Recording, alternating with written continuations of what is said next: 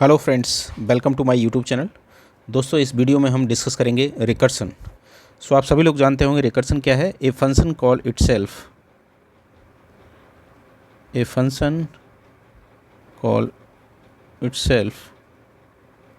Is called recursion.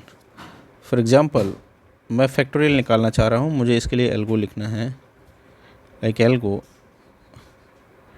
Fact and parameter जो पास होके आया है। If n is less than equals to 1, return 1, else अगर ऐसा नहीं है, else तो फैक्टोरियल f एक वेरिएबल ले लिया, f के अंदर n into fact n minus 1, n into n minus 1 and return f and return f।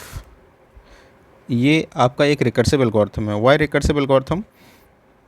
Because function देखिएगा, जो फैक्ट फंक्शन है इसके अंदर फैक्ट कॉल हो रहा है, फंक्शन कॉलिंग इटसेल्फ। तो ये फैक्ट पहले n वैल्यू के लिए, अब फैक्ट ये अपने आप को ही कॉल कर रहा है। तो ये क्या हो रहा है? रिकर्सन। देखिए, रिकर्सन में स्टैक डेटा स्ट्रक्चर का यूज़ होगा। कैसे? सपोज यू वांट टू, आप चाहते हैं कि फैक्टोरियल आप 3 का निकालना चाहते हैं। सपोज फैक्ट 3, तो फैक्ट 3 कैसे निकलेगा? Fact 3 is less than equals to 1 है क्या? नहीं है। सो अगर कंडीशन सेटिस्फाइड, रिटर्न नहीं होगा, नीचे आएगा। इसमें क्या निकल के आएगा आपका? 3 इंटू फैक्ट 2। नाउ फैक्ट 2, ये कंडीशन अभी भी सेटिस्फाइड नहीं होगी, क्या रिटर्न आ गया? 2 इंटू फैक्ट 1। यस, फिर ये कंडीशन सेटिस्फाइड हो जाएगी। ये क्या रिटर्न करेगा? 1। ये 1 रिटर्न किया तो ये रिजल्ट क्या वैल्यूट होगा? It is 2 into 1। This calculation is 2 into 1, so it is 2। And ये 2 इसकी जगह आया and it is 3 into 2, 6 and 6 इसकी जगह, सो आंसर इज़ 6। देखिए स्टैक कैसे यूज़ होगा। Stack data structure, like this is stack.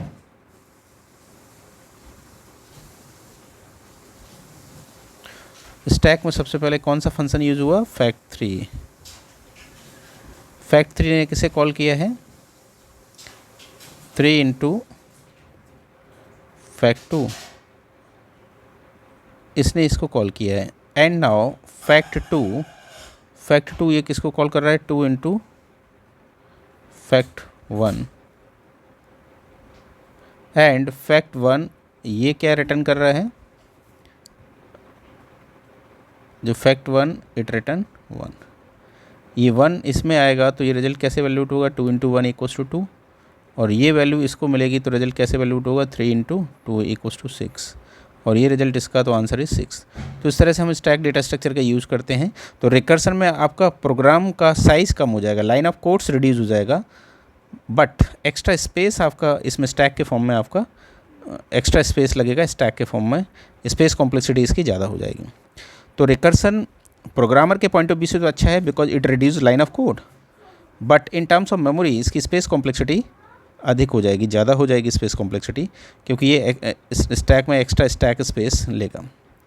Alright, so now हम देखते हैं रिकर्सन की क्या क्या प्रॉपर्टी होना चाहिए।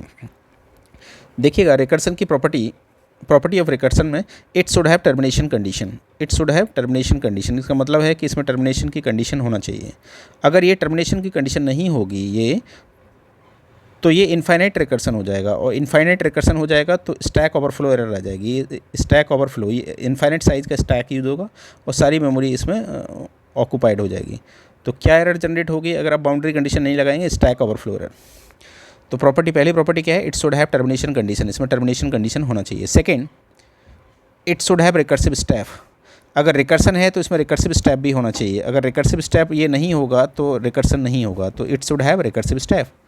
Now third condition, not condition, it is a property. पहली प्रॉपर्टी क्या थी? It should have termination condition. Second property, it should have recursive step.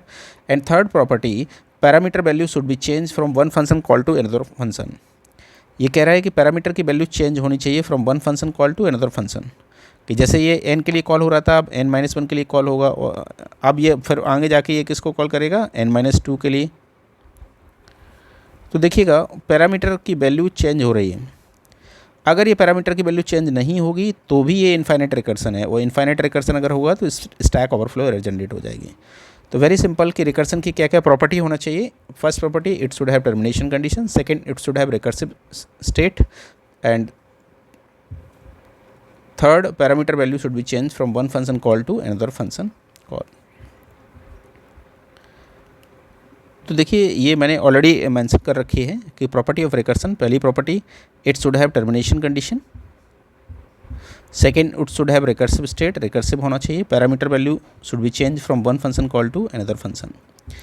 Drawback क्या होना चाहिए रिकर्सन का, क्या क्या ड्रॉबैक होगा रिकर्सन का, it take extra space stack के फॉर्म में, टेक मोर स्पेस, इसकी स्पेस कॉम्प्लेक्सिटी अधिक होगी, ये इसका ड्रॉबैक है। एडवांटेज क्या है, easy to understand because it reduce line of code. So ये प्रॉपर्टीज़ हैं रिकर्सन की। नेक्स्ट हम देखते हैं रिकरेंस रिलेशन। रिकरेंस रिलेशन का क्या मतलब है। रिकरेंस रिलेशन ये कहता है it is a relation in which nth term of the sequence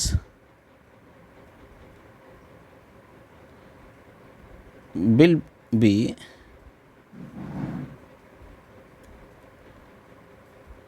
represented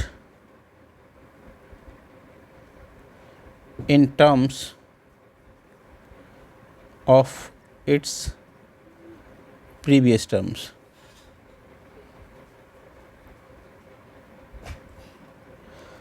सो ये रिकरेंस रिलेशन है। रिकरेंस रिलेशन का जो nth टर्म को हम कैसे रिप्रेजेंट करेंगे, उसके प्रीवियस टर्म के रिलेशन में। फॉर एग्जांपल देखिए ये जो फैक्टोरियल का जो था उसमें फैक्टोरियल में क्या हो रहा था, फैक्ट n, ये किसको कॉल कर रहा था, n into fact n-1।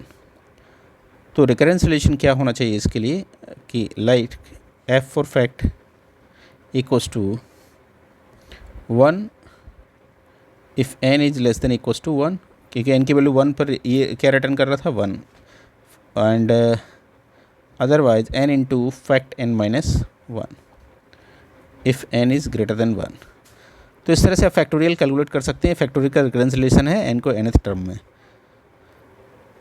Now next देखते हैं find recurrence relation for multiplying to number a and b। Another example,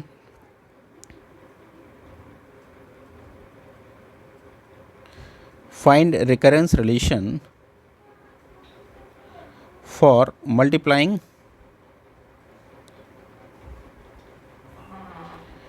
two number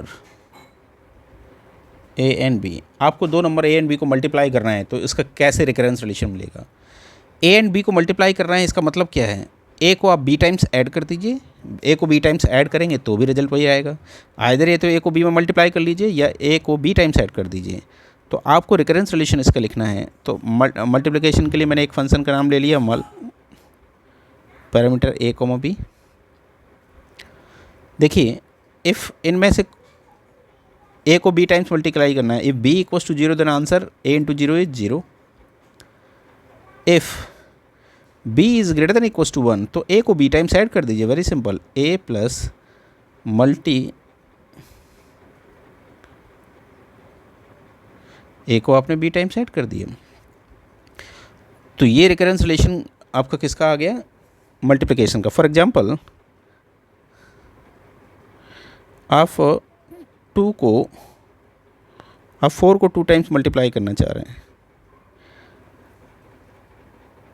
आप 4 और 2 को मल्टीप्लाई करना चाह रहे हैं तो ये किसको कॉल करेगा, 4 को plus multiply 4 into 2 minus 1 is 1। Again b not equal to 0 तो ये किसको कॉल करेगा, 4 plus multiply 4 into 0। Alright, so 4 टू जाए 8 या 4 को 2 टाइम्स ऐड कर लीजिए, तो ये क्या रिटर्न करेगा फाइनली, ये रिटर्न 0 करेगा, 4 + 0 इट इज़ 4, ये 4 यहाँ आएगा तो 4 + 4 = 8, तो आंसर इज़ 8। वैसे भी आप मल्टीप्लाई कर लीजिए या ऐड कर लीजिए। तो यस, ये रिकरेंस रिलेशन किसके लिए, मल्टीप्लिकेशन के लिए। नेक्स्ट एग्जाम्पल हम डिस्कस करते हैं, फाइंड रिकरेंस रिलेशन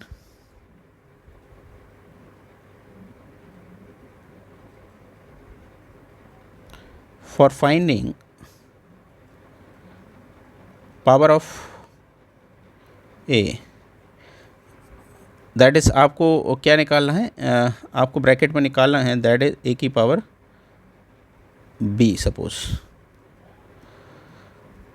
तो ये a की पावर b कैसे निकलेगा, देखिएगा a को b टाइम्स मल्टीप्लाई कर दीजिए, तो पावर आपको a की पावर b निकालना है, तो a को b टाइम सिंपली मल्टीप्लाई करना है। इफ़ b = 0, a की पावर b कितना आएगा हम जानते हैं 1। इफ़ b > 0 तो कैसे निकलेगा, a × पावर ऑफ a को b टाइम्स आपको क्या करना है मल्टीप्लाई, सो b - 1, वेरी सिंपल। अब आप देख लीजिए कि आप निकालना चाह रहे हैं, फॉर एग्जांपल आप चाहते हैं पावर ऑफ 4 की पावर 2, आप जानते हैं कितना 16, तो ये किसको कॉल करेगा 4 × पावर ऑफ 4 की पावर 1, ये किसको कॉल करेगा, दिस इज़ 4 × पावर ऑफ 4 की पावर 0। अब b 0 हो गया तो ये क्या रिटर्न करेगा 1, तो 4 × 1 इट इज़ 4, ये 4 आ गया तो इसकी वैल्यू क्या है 4, 4 × 4 इज़ 16, 4 की पावर 2 भी क्या है 16। तो ये रिकरेंस रिलेशन किसका है, पावर ऑफ a की पावर b। नाउ कुछ और हम रिकरेंस रिलेशन निकालते हैं GCD के लिए, like another example, find recurrence relation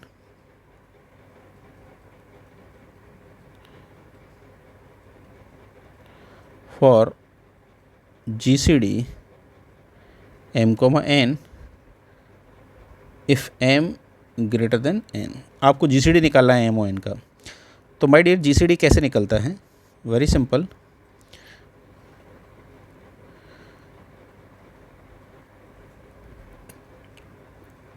if m = 0 and n = 0, तो दोनों ही 0 हैं, तो ग्रेटेस्ट कॉमन डिवीजर क्या होगा infinity, excuse me, if n = 0 तो GCD क्या होगा इनका m, इफ़ m = 0 देन GCD क्या आएगा n।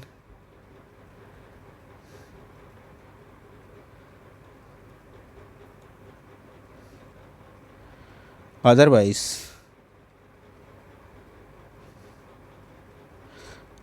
GCD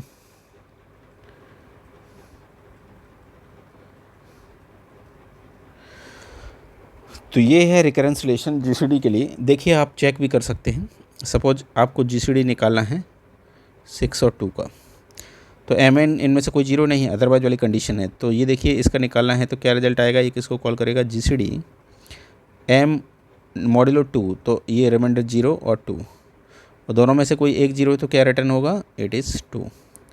तो कितना टाइम लगा इसको आपको मिल गया GCD 2, it is order of 1, constant time में आपको मिल गया। लार्जेस्ट टाइम कब मिलेगा, जब m और n दोनों कैसे हों, प्राइम नंबर हो, तो वो वर्स्ट केस बनेगा। ये क्या है, best case, it is best case. Best case में इसकी कॉम्प्लेक्सिटी दिस। अगर हम इस तरह का एग्जांपल लेते हैं, like GCD like prime number, दोनों ही प्राइम नंबर है 29, 23, तो ये किसको कॉल करेगा GCD, ये वाला केस बनेगा m मॉड्यूलस n कितना आएगा, ये इट इज़ 6 और 23। फिर ये किसको कॉल करेगा GCD, यही केस है, तो ये क्या रिजल्ट आएगा इसका 5,6। रिमाइंडर ये किसको कॉल करेगा GCD 1,5, ये किसको कॉल करेगा GCD 0,1, एंड 0,1 से क्या रिटर्न होगा, इट इज़ 1। सो देखिए ये दोनों प्राइम नंबर है, दोनों का GCD ग्रेटेस्ट कॉमन डिवीजर क्या है 1। तो इसमें कितने स्टेप्स लगे आपके, स्टेप नंबर 1, 2, 3, 4, तो ये जो लार्जेस्ट नंबर है 29, इसका log n टाइम्स। तो इस केस में इसकी टाइम कॉम्प्लेक्सिटी क्या होगी? अगर मैं टाइम कॉम्प्लेक्सिटी की बात करूं तो जो लार्जेस्ट नंबर है उसका log m इफ़ m ग्रेटर देन n, ये इसका कॉम्प्लेक्सिटी है और ये इसका रिकरेंस रिलेशन है लिखा हुआ। चलिए कुछ और क्वेश्चन डिस्कस करते हैं।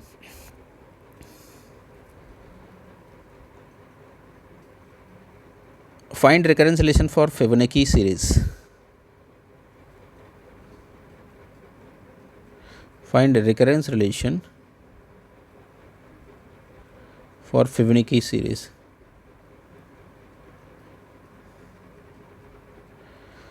दोस्तों फिबोनाची सीरीज क्या है आप सभी लोग जानते हैं। n अगर कोई नंबर है 0 1 2 3 4 5 6 7 डॉट डॉट, तो फिबोनाची सीरीज क्या होगा? 0 1 और इसके बाद प्रीवियस टू टर्म का sum. So it is 1 2 3 5 8 13 dot. ये फिबोनाची सीरीज है, प्रीवियस टू टर्म का सम। सो इसके लिए क्या रिकरेंस रिलेशन बनेगा?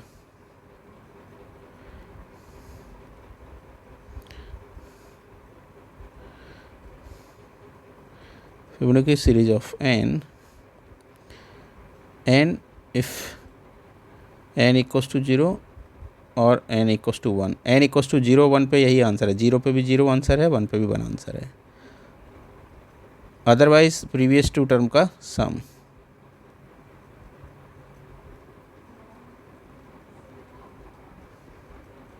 सो देखिएगा ये रिकरेंस रिलेशन है, ये फिबोनाची सीरीज, इसमें भी रिकर्सन होगा, फिबोनाची कॉल कर रहा है, तो ये इसका रिकरेंस रिलेशन है। तो दोस्तों इस तरह से हम रिकरेंस रिलेशन निकालते हैं किसी की वैल्यू कैलकुलेट करने के लिए।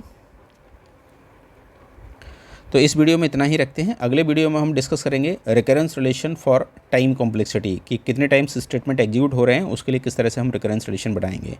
तो इसमें कई तरीके के फंक्शन है। डिक्रीजिंग फंक्शन के लिए किस तरह से लिखा जाएगा, डिवाइड फंक्शन के लिए कैसे लिखा जाएगा, रूट फंक्शन के लिए किस तरह से लिखा जाएगा, ये हम नेक्स्ट वीडियो में डिस्कस करेंगे। दोस्तों अगर आपको मेरा वीडियो अच्छा लगा है तो प्लीज़ चैनल को सब्सक्राइब कर दीजिएगा और लाइक एंड शेयर भी कर दीजिएगा। थैंक यू सो मच, बहुत बहुत धन्यवाद।